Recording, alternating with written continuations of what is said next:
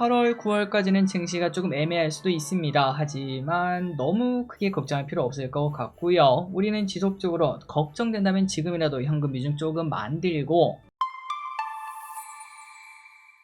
네, 안녕하세요. 주식은 역시 길이길이 새길이십니다. 안녕하세요, 길이분들. 자, 오늘 또 증시가 재미가 없는 모습입니다. 하지만 결국은 또 증시가 좋아질 거라고 생각하며 오늘의 경제 공부 빠르게 보도록 하겠습니다. 그리고 이 영상은 한국도 미국도 수수료 무료인 메리츠증권의 슈퍼 365 계정 함께합니다. 같이 공부하시죠. 렛츠 기릿. 첫 번째입니다. 공모주는 주식이 허용한 유일한 안식처. 자, 오늘 상장한 공모주가 있었죠. 그건 바로 SNCS 조선기자재 관련 기업인데 타이밍 좋게 상장을 했습니다. 공모가 3만원 그리고 시가 5만 1,000원으로 출발을 했고요. 그리고 더 급등하는 모습까지도 나타났네요. 저 기릿은 바로 매도해서 2만원의 수익을 거뒀습니다. 자, 그리고 내일 또 그 다음에 목요일 또 공모주가 오는데요. 전부 다 좋은 수익을 주길 바라고, 그리고 이제 한동안 공모주가 조금 쉬어가는 모습을 나타내는데, 하지만 또다시 쉬다 보면은 공모주가 몰려오고 우리에게 치킨 값을 줄 거라고 생각합니다. 조금만 더 기다려 보자고요. 다음입니다. 드디어 러우 전쟁이 끝날까? 재건의 분위기가 달아오르고 있습니다. 어제 트럼프랑 젤렌스키랑 만나서 잘 이야기를 했다고 하죠.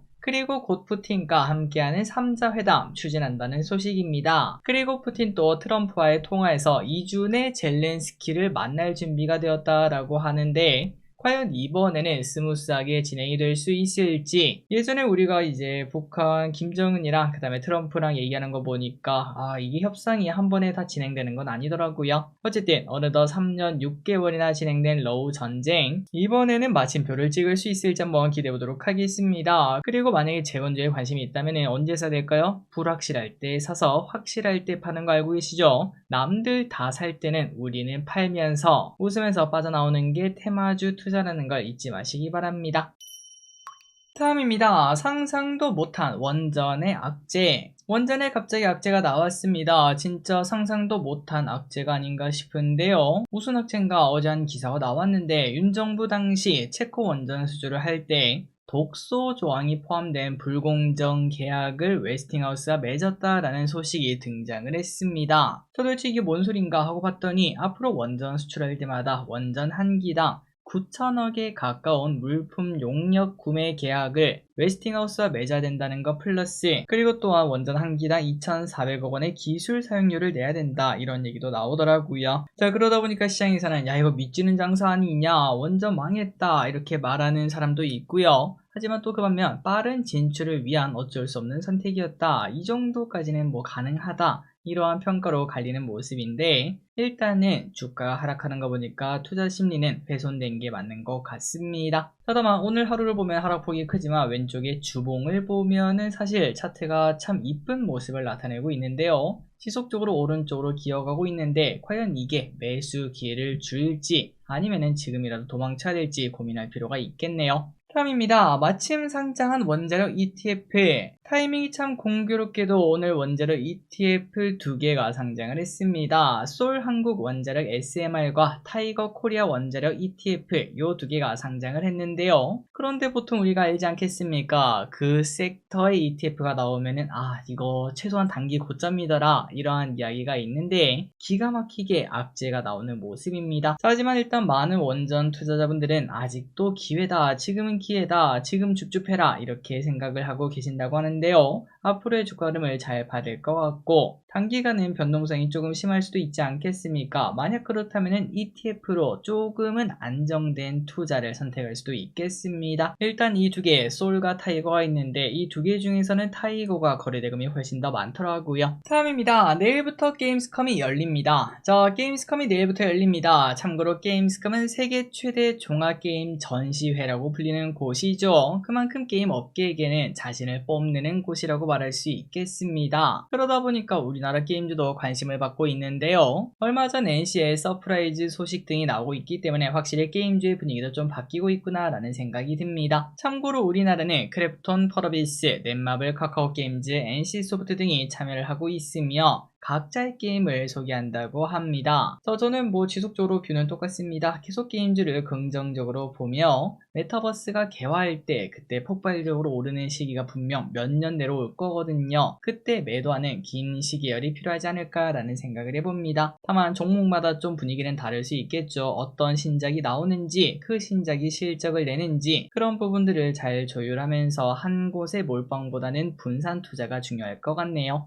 그리고 이제 펄어비스와 넷마블의 주봉을 보시면은 오늘 좋은 흐름을 나타내고 있습니다. 얼마 전에 펄어비스 게임 연기 소식으로 크게 급락했는데 또다시 슬금슬금 올라오는 모습입니다. 다음입니다. 리플의 매력이 떨어진다고요. 자, 코인에 관련된 이야기를 간단하게 한번 보도록 하겠습니다. 저는 코인에 대해서 매우 무지한 편이라서 간단하게만 다뤄보자면은 일단 IM증권이 리플이 가면 갈수록 위험해질 수 있다 이러한 내용을 꺼냈습니다. 그래서 그런지 왼쪽에 리플 차트를 보면은 최근 3개월 동안 그렇게 뭐 뚜렷한 상승폭이 나타나진 않았던 것 같은데요. 그렇다면은 시총 3위인 리플이 안 좋은 이유가 뭔가 봤더니 바로 스테이블 코인 때문에 그렇다고 해요. 리플의 장점은 국제 송금을 빠르게 처리할 수 있다는 점이 바로 리플이라는 코인의 장점이라고 합니다. 하지만 그럼에도 이거를 잘 쓸 수 없는 이유는 바로 고질적인 문제인 변동이 심하다. 여기서 자유로울 수가 없다고 하는데요. 하지만 스테이블 코인이 그 자리를 위협한다고 합니다. 스테이블 코인은 가격 변동이 거의 없죠. 그런데 송금 속도가 비슷하다 보니까 야 이러면은 리플이 뭐 딱히 필요 없는 거 아니야. 그냥 스테이블 코인이 그 자리 대체하면 되는 거 아니야. 이러한 얘기가 나타난다고 하네요. 코인 또 코인별로 각자의 특징이 있다는 게 신기했습니다. 그래서 하나 더 봤습니다. 그렇다면 비트코인, 그 다음에 2등인 이더리움은 뭐하는 코인인데 한번 간단하게 공부를 해봤거든요. 기리분들도 참고만 하시면 될 것 같습니다. 일단 비트코인입니다. 자, 비트코인은 디지털 금이라고 실제로 불린다고 합니다. 그리고 그 이유가 여기 있었군요. 발행량이 21만 개로 한정이 되어 있다고 하고 말 그대로 희소성이 있기 때문에 가치 저장 수단으로 볼 수 있다고 합니다. 다만 블록체인 거래 속도는 느려서 뭐 송금하거나 그렇게 쓰기는 좀 많이 어렵고 진짜 금처럼 느껴진다고 하는군요. 자, 그리고 개인적으로 이더리움 이게 아예 이해가 안 갔었습니다. 그래서 조금 더 찾아보니까 내가 알고 있던 이더리움이 내가 아는 이더리움이 아니더라고요. 뭔 소린지 조금만 더 보자면은 자, 이더리움은 앱 그리고 서비스 생태계 플랫폼이라고 합니다. 이게 진짜 이해가 안 갔거든요. 그래서 더 찾아보니까 우리가 보통 말하는 그 코인 있죠. 비트코인, 리플, 그리고 이더리움이라고 하는데 이더리움을 정확하게 말하면은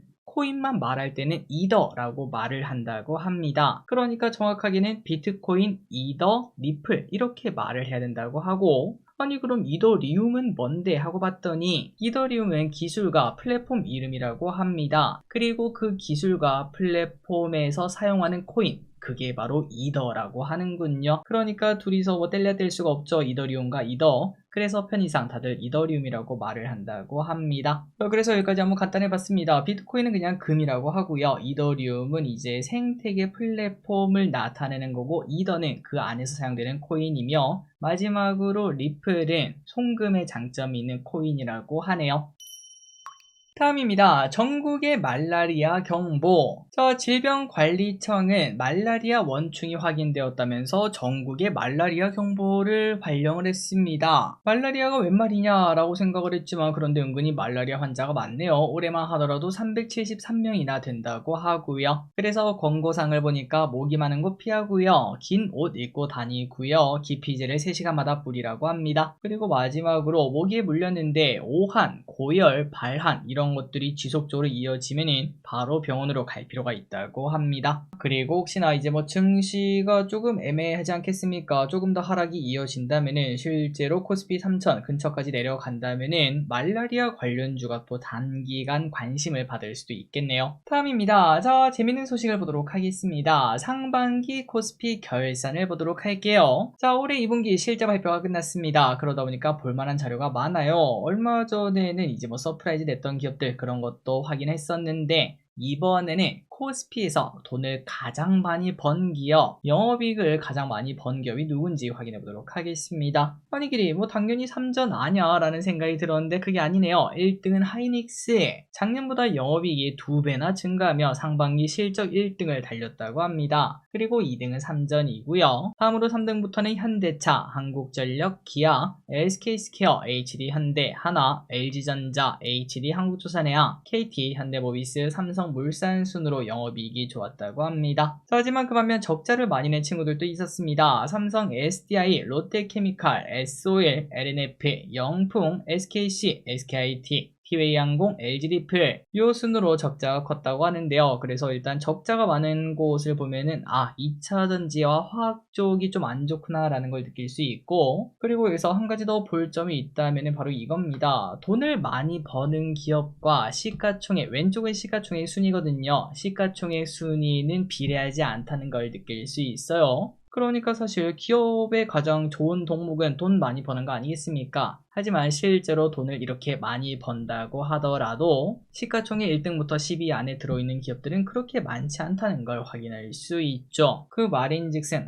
지금 버는 돈보다는 다음 분기, 다다음 분기, 그리고 이제 앞으로 미래 성장성, 그런 것들도 다 복합적으로 보는 게 바로 주식이구나 라는 걸 느낄 수 있습니다. 뭐 간단하게 예를 들어서 하이닉스와 삼전만 봐도 하이닉스가 실적이 너무나 좋지만, 하지만 이제 미래를 봤을 때는 삼전이 하는 것도 많고 조금 더 좋게 평가를 하기 때문에 삼전의 시가총액이 더 높은 걸 확인할 수 있고요. 그리고 아래쪽에 보면은 적자를 내는 친구들, 뭐 삼성, SDI 같은 경우에는 엄청난 적자를 냈거든요. 사실 좀 과장해서 말하자면은 우리 집 앞에 있는 빵집보다 영업이익이 낮다 이렇게도 말할 수 있는 건데, 그럼에도 미래 성장성이 너무나 높다 보니까 시가총액을 엄청나게 크게 받고 있는 것도 확인할 수 있습니다. 이런 부분 때문에 주식 투자가 좀 어렵다, 미래를 봐야 되니까 어렵다라고 볼 수 있겠네요. 자, 그렇다면 코스닥은 어떨까요? 이것도 한번 체크만 가도록 하겠습니다. 영업이익을 가장 많이 번 기업은 다우데이터, 성우하이텍, 동진세미캠, 파마리서치, 실리콘2, 휴젤, 서희건설, 클래시스, SM, JYP 순으로 많이 벌었다고 합니다. 그 반면 적자가 큰 기업은 WCP, HLB, 루니, 심텍홀딩스, 위메이드 순으로 적자가 컸다고 하네요. 여기도 마찬가지로 돈을 많이 벌었다고 시가총액이 높은 것도 아니고 돈을 적게 벌었다고 시가총액이 낮은 것도 아니라는 걸 한 번 더 느낄 수 있습니다. 실제로 여기 돈을 많이 번 기업들, 뭐 다우데이터부터 성우하이텍, JYP까지 봐도 왼쪽에 코스닥 1등부터 10등까지를 보면은 2차전지 바이오가 대부분 차지하고 있는 것도 확인할 수 있죠. 미래가 중요하다고 하네요. 다음입니다. 인텔 시간의 급등 마감. 인텔이 최근 서학개미들의 관심을 받고 있습니다. 미국 정부가 투자한다는 이야기가 나타나면서 주가가 바닥에서 움직이고 있는데요. 그런데 이때 손정의가 또 등장했습니다. 트럼프를 도우러 오는 게 아닌가 싶긴 하군요. 소프트뱅크가 2.8조 원을 인텔에 투자한다는 소식이 등장. 그러면서 인텔 시간에서 5%나 상승하는 모습이 나타났습니다. 참고로 인텔은 1968년에 설립된 역사 깊은 기업이고요. 한때 압도적인 1등 기업이었는데 어느 순간 제조 기술이 삼전이나 TSMC에 탈탈 털리고 AMD에게 이제 CPU를 탈탈 털린 그런 기업이 되었었죠. 그리고 지금까지는 조금은 매력이 많이 떨어지는 기업으로 살아남고 있는데, 과연 이번 조치로 인텔이 과거의 영광을 찾을 수 있을지, 아마도 사학개미분들은 지금 이거 사야 되나 말아야 되나 그러한 고민을 충분히 할 만한 그런 위치라고 생각이 듭니다. 마지막 소식입니다. 홈플러스 줄폐점이 집값에도 영향을 준다. 홈플러스의 집단 폐점이 계속 진행 중이라고 합니다. 그러다 보니까 폐점 근처에 있는 부동산도 영향을 받고 있다는 소식입니다. 대구에도 홈플러스가 코앞인 게 자랑인 아파트들이 있었거든요. 그런데 이제 그게 없어지니까 이게 좀 많이 아쉽겠다는 생각이 들었는데, 실제로 아파트 가격도 하락하고 있다고 하네요. 전국적으로 그런 흐름은 나타나고 있으며, 그리고 보통 홈플 건물을 딱 보면은 다른 곳으로 쓰기가 많이 어렵습니다. 그렇기 때문에 새로운 게 들어오려면 시간이 좀 많이 걸린다는 단점이 존재하고 있다고 하네요. 오늘 홍보 여기까지 끝났습니다. 항상 같이 홍보해서 진심으로 감사합니다. 8월, 9월까지는 증시가 조금 애매할 수도 있습니다. 하지만 너무 크게 걱정할 필요 없을 것 같고요. 우리는 지속적으로 걱정된다면 지금이라도 현금 비중 조금 만들고, 그리고 해지주, 재건주, 대북주, 그리고 백신주 이런 것들을 살짝 사면서 버티면 되고, 나 그런 거 싫어, 괜히 엇박자 타면 너무 스트레스 받을 것 같아, 그렇다면은 한 10월까지만 좀 있다 보면은 결국 또다시 코스피는 3,500을 향해 갈 거라고 생각합니다. 너무 걱정하지 마시고 혹시나 특이점이 나타난다 저 기리시 바로 또 알려드리도록 하겠습니다. 지금까지 기리셨습니다. 빠이요.